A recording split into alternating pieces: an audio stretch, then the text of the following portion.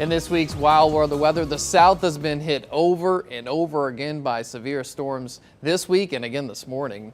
It all started last weekend when severe weather ripped through eastern Tennessee. The National Weather Service confirming an EF1 tornado touchdown on Sunday in Cumberland County. That's about 80 miles north of Chattanooga. The tornado ripped apart things and caused up to 95 miles per hour winds and carved a 2-mile path. Video shows damage caused by that tornado. Trees were uprooted and beams twisted and thrown about. The storm knocked down power lines in the area and pulled roofs off of homes and buildings. Luckily, no one was injured.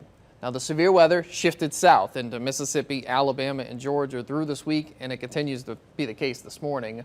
On Wednesday, a rare moderate risk was issued for the region, the first on record during the summer months from June to August this far south. Hundreds of hail and wind reports came in during that severe weather day, along with a few tornadoes. You see that video there.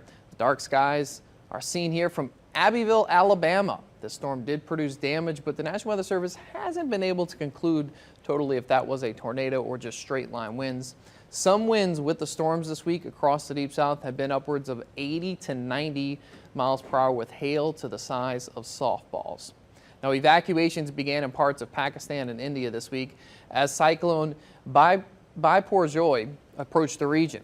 Now, at least 21,000 people were evacuated in India's western Gujarat state. The cyclone continued its northward path across the Arabian Sea, but was weakening on approach to a final landfall.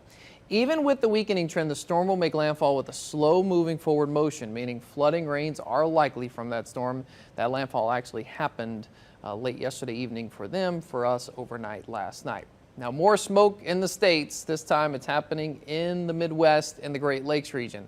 These are the scenes from Chicago this week as smoke and haze filled the sky. Air quality alerts were put out due to all of the particulate matter in the atmosphere. Now, these scenes are nothing like what they experienced in New York and the other major cities on the East Coast last week.